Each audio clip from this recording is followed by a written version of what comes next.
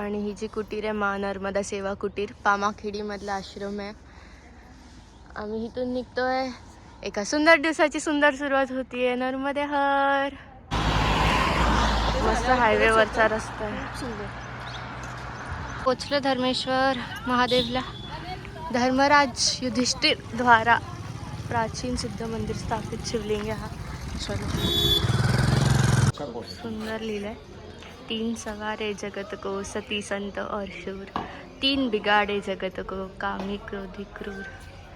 आणि इकडे बघा तरुवर फल नहीं खात है नदी न संचे नीर, परमारथ के कारण साधु न धरा शरीर. ते चलो 5 पांडव आहेत. श्री धर्मेश्वर स्थापना. किती सुंदर फोटो आहे. इकडे मैया गणपती.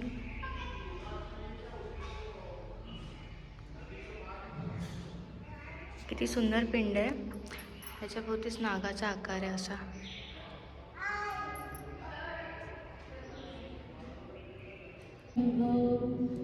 कोटी नमन दिगंबरा निर्विकार ओंकार अविनाशी, तुम्ही देवाधिदेव जगत सरजक प्रलय करता, शिवम सत्यम सुंदरा निरंकार स्वरूप. आणि भोजन झालंय. धर्मेश्वर महादेवाचं दर्शन घेतलं आणि आता पुढे निघतोय. इथे बहुतेक एक छोटासा ब्रेक आहे. वॉटरमेलन खाएंगे आओ. आणि थोडासा ब्रेक चालू आहे. आणि नमनपूर मधला आजचा स्टे इकडे आहे. माझा आसन इकडे आहे. तिकडे जस्ट कपडे धुवून सुकवलेत. आणि मंदिर बघा. आणि आमचे महाराज. हा जो हँडपंप दिसतोय क्या फोकस हो जा. हा तर इकडे कपडे धुतलेत येलो फ्लावरने.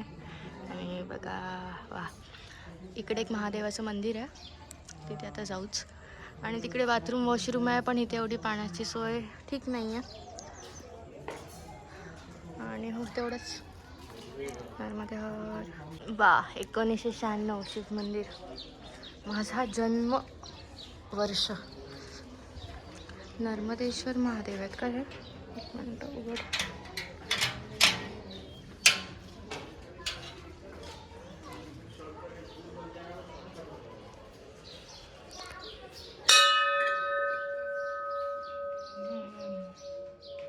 मस्त संध्याकाळची आरती चालू आहे. आणि आम्ही एका ठिकाणी जेवायला चाललो आता एका घरी. आणि आज महाशिवरात्री आहे. नर्मदे हर. आजचा प्रवास सुरू होतोय. चलो. आणि आज जवळपास 8-9 किलोमीटर जाणार आहे आम्ही इमली घाटला. सगळ्यात आधी फतेहगड आहे आणि मग इमली घाटलाच थांबणार आहे. आणि तिथेच महाशिवरात्री साजरी करणार आहे. किती सुंदर घर आहेत बघा.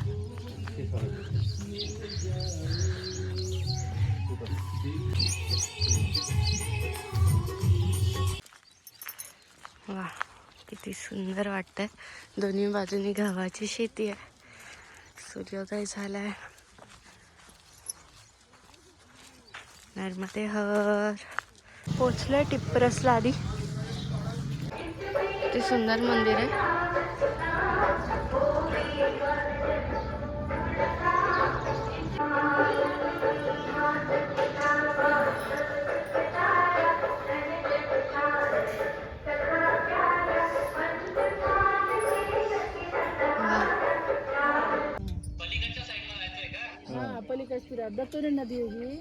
नदी क्रॉसिंग. नदी क्रॉस करून जायचं. नदी क्रॉस झाली आहे. मस्त चिखल लागलं बुटांना. चलो मला असं वाटतं अजून 2-3 किलोमीटर आहे. मग काय विश्राम.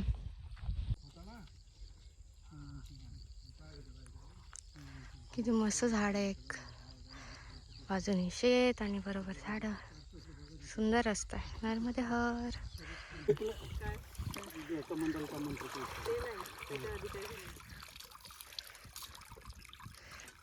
ठीक है, वो वाला ज़्यादा मीठा। एकदम एनर्जेटिक साधू भेटलेत आम्हाला आणि मला असं वाटलेलं की ग्रुपमधली मीच सगळ्यांना हसवणार आणि कॉमेडी करणारी पर्सन आहे, पण आता हे भेटल्यापासून वा. चला नर्मदे हर. विश्रांती स्टॉप.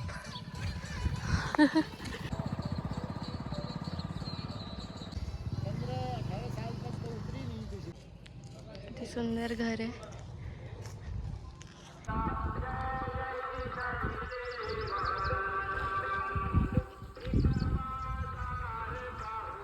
पोचलोय फायनली चिचलीला. मंदिर दिसतंय. वाह. चलो. छानपैकी स्नान झालं आणि आता दर्शन घ्यायला चाललो आम्ही.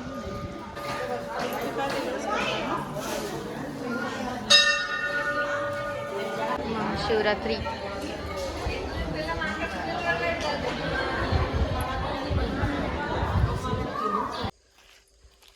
घाटावर चाललोय आम्ही आरती करायला. नर्मदे हर. नीर तीर धीर पक्षी लक्ष कूजितम वशिष्ठ शिष्ट पिप्पलाद कर्दमा.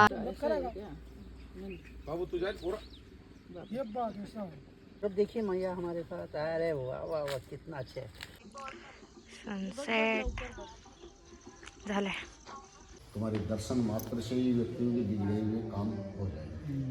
कोई मतलब एक गलत भावना लेकर भी तुम्हारे सामने आएगा, तुम 16 श्रृंगार में हो तो उसकी सब भावनाएं भी जो है वो दूर भाग जाएंगी. ये स्त्री को दिया गया.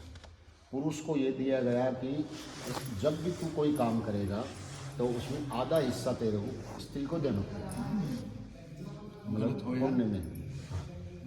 पुण्य में या जो गलत भी करोगे तो आधा हिस्सा, मतलब जो कुछ है तुम्हारा आधा हिस्सा तुम्हें. स्त्री आधा हिस्सा नहीं देती है पुरुष को, पर पुरुष को आधा हिस्सा देना पड़ता है. कि जो करोगे आधा हिस्सा एक तो तुम्हें देना पड़ेगा. ये तो ये बंधन रहेगा तुम्हारा. और एक कोई भी काम अगर बिना सलाह के कर लोगे तो अंत में तुम फेल हो जाओगे. और सलाह लेके करोगे सलाह तो तुम कभी भले ही उसका लाभ मत देना. तो आपने एक देखा होगा, आप तो दंपति हैं भाई, पति पत्नी वाले हैं, तो ये अनुभव आपको ज़्यादा होगा. मैं तो सुनी सुनाई ये पूछी हुई बात कह रहा हूँ कि जब जब आपने पत्नी से किसी काम की सलाह ली है तो फिर वो जो काम हुआ तो उसमें पत्नी इतनी खुश, सलाह से इतनी खुश हो जाती है कि उसमें हिस्सा भी नहीं लेगी उस लाभ में से. आपसे मांगेगी भी नहीं कि मुझे इतना पैसा दीजिए, इतना लाभ हुआ वो हुआ. पर बिना सलाह के कुछ कर लोगे तो फिर वो जो है नाराज़ भी रहेगी. कुछ अगर लाभ भी हुआ आपके हिसाब से तो उसमें वो सहारा भी अपने पास लेने की कोशिश करेगी, मकान नाम करवाने की करेगी, वो करेगी. और अगर आप सही से प्रेम से सलाह लेते हैं तो वो सलाह देगी. हाँ, सलाह कभी भी हमेशा सही नहीं होती है. देखिए गलत भी हो सकती है, तो सलाह होती है. आप सलाह ले सकते हैं, फिर आप उसमें अपनी परिस्थिति के हिसाब से काम कर सकते हैं.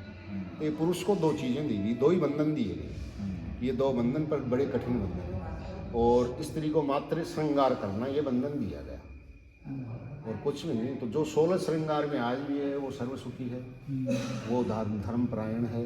उसके सामने कोई भी आते ही उसकी भावनाएं तुरंत बदल जाएंगी. देवी रूप दिखेगी, माँ का रूप दिखेगा उसमें. फिर वो ऐसे नहीं दिखेगी कि ये कोई कामों की स्त्री है या उसकी तरफ आकर्षित को क्या है कि इनका श्रृंगार का बिगड़े हुए रूप में वो होता है वो लफड़ा. तो कि जैसे केस संवारना है तो भाई उसमें है कि जूड़ा बनाना या उसमें फूल सजाना, वो तो आता है श्रृंगार में. अब ये खुले छोड़ करके वो ऐसे गुंडीदार बनाना ये करना वो भी केस श्रृंगार है, पर वो बिगड़ा हुआ रूप है. तो उसमें वो किसी को चुड़ैल नजर आएगी, किसी को वो हीरोइन नजर आएगी, किसी को वो क्या नजर आएगी. वो ये अलग अलग ये है. तो बंधन में रास्ते में अपनी बात चली थी ना कि बंधन में व्यक्ति सुरक्षित रहता है. बंधन में कभी गाठे में नहीं जाता है, वो हमेशा सुरक्षित रहेगा. पर ये मतलब थोपा नहीं गया है, नहीं तो पुरुष पर ये दो चीज़ें थोपी गई हैं कि तुम मानोगे. भाई तुम्हें लाभ मिलता दिखे तो मानना, नहीं तो मत मानना, तुम स्वतंत्र हो. स्त्री से भी कहा गया है कि तुम्हें इसका लाभ मिले तो तुम ये कर सकती हो. अगर तुम्हें दिखे कि ये तो मेरे ऊपर सरदर्द है या भार है तो तुम स्वतंत्र रूप से भी रह सकते हो, रहोगी स्त्री. पर वो उसमें संस्कारित स्त्री कहलाओगी और इसमें मात्र स्त्री कहलाओगी. लोग तरह तरह की संज्ञाएं देने लगेंगे. बस ये है. अब इनका वो बिगड़ा हुआ रूप आगे चल के धीरे धीरे आ गया, पर्दा सिस्टम में आ गया, वो आ गया, ये वो फिर श्रृंगार के ये बिगड़े हुए रूप हैं। नहीं, जो 16 श्रृंगार हैं, 16 संस्कार होते हैं, वैसे ही 16 श्रृंगार हैं। तो उनका आप ओरिजिनल रूप देखिए, वो सारे रूप अच्छे हैं। तो ये जोड़ा बना करके और मनु और शत्रु का रूप में ले जाए, और उनको जो है जिम्मेदारी दे दीजिए कि प्रभु के भजन भी करते रहो। भाई तुम गृहस्थ जीवन में हो तो 24 घंटे तुम्हें करने की आवश्यकता नहीं है भजन, तुम थोड़ा समय निकाल लेना, तुम्हारा 1 घड़ी, आधी घड़ी, आधी से आधी मतलब गृहस्थी की 3 मिनट का भजन की मतलब मान लिया प्रभु प्रसन्न होते हैं। 6 मिनट करे तो और भी अच्छा बात है, 12 मिनट करे तो उससे भी उत्तम है, 24 मिनट करे तो उससे भी अति उत्तम है, 3 घड़ी करे तो वो मतलब विद्वान की श्रेणी, 3 घड़ी भजन वाला विद्वान कहलाता है, 4 घड़ी भजन करने वाला भक्त कहलाता है, 5 घड़ी भजन करने वाला मुक्त कहलाता है, और 6 घड़ी भजन करने वाला उसका तो वो अनंत कहलाता है, अनंत कहलाता है। ये गृहस्थी को दिया गया है। तो मतलब ये एक साथ 6 घंटे की कभी भी दिन में? कभी भी दिन में, कुल मिला करके वो योगी जनों के लिए है कि एक साथ करें वो उस उच्च अवस्था में पहुंचने के लिए। गृहस्थी को ये छूट है कि वो चलते फिरते जो भी लेगा वो काउंट होगा उसका, आडा टेढ़ा कैसा भी लेगा। जैसे खेत में बीज डालते हैं ना अपन, तो किसान डालता है तो उसमें पता नहीं रहता है कि कौन सा टेढ़ा गिरा है, कौन सा सीधा गिरा है, पर वो सारे अंकुरित होंगे, सब उगेंगे। ऐसे ही गृहस्थ आश्रम में आप जिस तरह से, जिस भावना से नाम लोगे, किसी के प्रति बुरी भावना आ रही है उस समय भी राम का नाम ले रहे हो तो भी वो आपका फलदायी रहेगा। योगी जनों की तरह नहीं कि पहले शुद्ध होइए, भावनाएं शुद्ध करिए, विचार शुद्ध, फिर राम का नाम लीजिए तो काम करेगा। आपका हर परिस्थिति में काम करेगा। आपका तो जैसे व्यवसाय, सजन कसाई का व्यवसाय क्या था, तो भी प्रभु ने यही कहा कि भाई ये राम का नाम तो तुम्हारा तो ये बीज है, ये उगेगा भाई, ये तुम्हारा, तुम गृहस्थी हो, व्यवसाय है, कौन सा व्यवसाय, हाँ, परिवार कैसे पालोगे भाई जब व्यवसाय नहीं करोगे। तो व्यवसाय के साथ प्रभु के नाम का भी ध्यान है। तो इस तरह ये सृष्टि का जो छोटा सा जो जानते थे, फिर मनु जी से आगे आगे जो है बनता गया। फिर आगे उन्हीं में से संत, वो तो तात्कालिक है, और पूर्णकालिक ये कार्यक्रम है अपने तपस्या, ध्यान, भजन, ये सब। जैसे परिक्रमा कर रहे हैं, ये तपस्या में भी आता है, ये भजन में भी आता है, ये आंतरिक यात्रा में भी आता है। परिक्रमा मतलब कलयुग में ये तपस्या भी मानी जाती है, और ये भजन में भी है। चलते हुए जो राम का नाम लेंगे वो 1 लाख गुना ज़्यादा। मानसिक जप अपन करते हुए चलते हैं, बोल कर करेंगे, जैसे ऑटो से बोल कर किया तो उसका जितना बोला उतना लाभ। फिर बोल कर करेंगे, किसी को समझ में नहीं आ रहा है, उससे 1000 गुना ज़्यादा लाभ। कंठ से करेंगे तो उसका 10,000 गुना ज़्यादा लाभ। और उसी को हृदय से करेंगे, यहाँ हृदय परिस्पंदन होना चाहिए उसका, कि यहाँ से निकल रहा है मानसिक जप में, तो उसका 1 लाख गुना। और नाभि से करने लग जाएंगे तो उसका 1 करोड़ गुना। ये मानसिक जप का। और मानसिक आरती भी की जा सकती है, मानसिक जप भी किया जा सकता है, मानसिक पाठ भी किया जा सकता है। प्रभु को मानसिक रूप से भोजन भी करा सकते हैं, उनका स्वागत भी कर सकते हैं, पुष्प भी चढ़ा सकते हैं। मानसिक जो है मन में भावना करके कि ये पुष्प है, इस तरह की माला बनाई है, बड़ी सुंदर माला अपन बना रहे हैं, ये इसमें इस तरह का धागा काम में लिया जाएगा, फिर अब प्रभु आ रहे हैं, अब ये माला वो दे रहे हैं। इसी तरह अपन उनको मिष्ठान भी खिला सकते हैं, मतलब वो भी मान्य है। तो मानसिक मतलब आवाज़ नहीं आना चाहिए, हाँ, सिर्फ मन में। मन में आवाज़ नहीं, मन में। और जो बोल कर राम का नाम लेते हैं उसका अलग फ़ायदा है कि अपने घर बार में या दुनियादारी में उसमें लाभ रहता है उसका। हाँ, सब सुनते हैं, रिद्धि सिद्धियाँ रहती हैं। और मानसिक में अपना आंतरिक सुधार होता है, तो दोनों का ही महत्व है।